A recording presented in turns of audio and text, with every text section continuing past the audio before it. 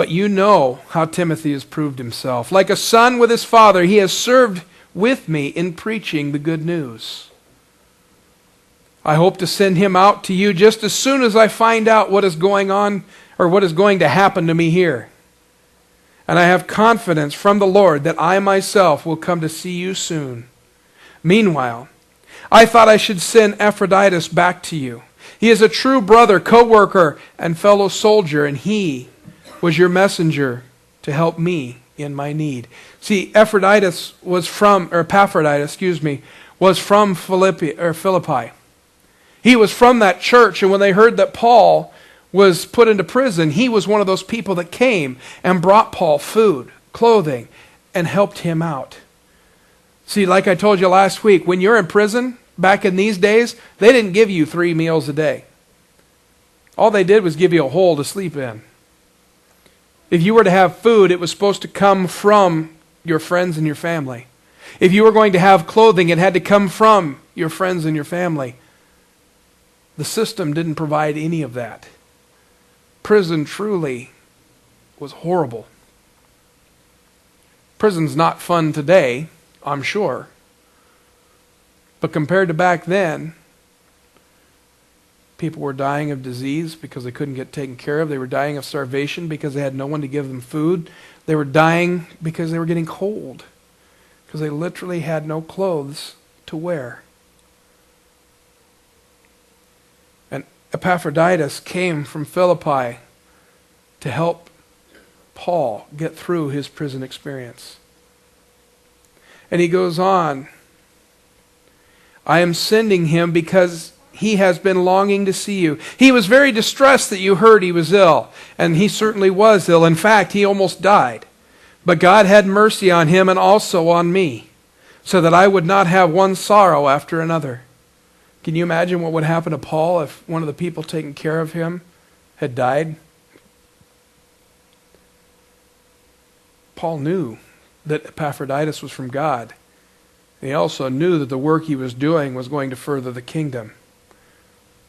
And so when God healed him, he not only had mercy on Epaphroditus, he had mercy on Paul.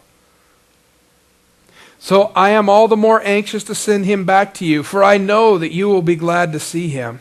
And then I will not be so worried about you. Welcome him with Christian love and great joy, and give him the honor that people like him deserve, for he risked his life for the work of Christ, and he was at the point of death while doing for me what you couldn't do from far away. Epaphroditus, Timothy, Paul, all have this mindset that other people have worth just because they are people. Not because of what they can do for you, not because of what they have done for you, but because they love other people. I didn't get permission to share this, and so forgive me in advance if this embarrasses you. But we do have people who just love people for people's sake. Most of us have heard the story now about how when Roger went down to Florence last time, he picked up a couple of strays. And how he argued with God for, a couple miles? Mile and a half before he turned around and picked up John and Deborah. I can't imagine my life. I only known John and Deborah for a month. A little over. But I can't imagine what life would be like without knowing John and Deborah. All because somebody loved them. Not for what they could do, not for what they had, but because they had worth, because Jesus loves them too. What would your life be like if you went around seeing people through the eyes of Jesus with the same kind of love that he has for you? Can you imagine if Jesus loved people the way that we love people sometimes?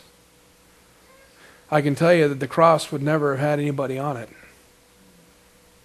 If Jesus was always looking out for himself as number one, instead of God the Father as number one, what would have happened? Can you imagine the hopelessness that we would have?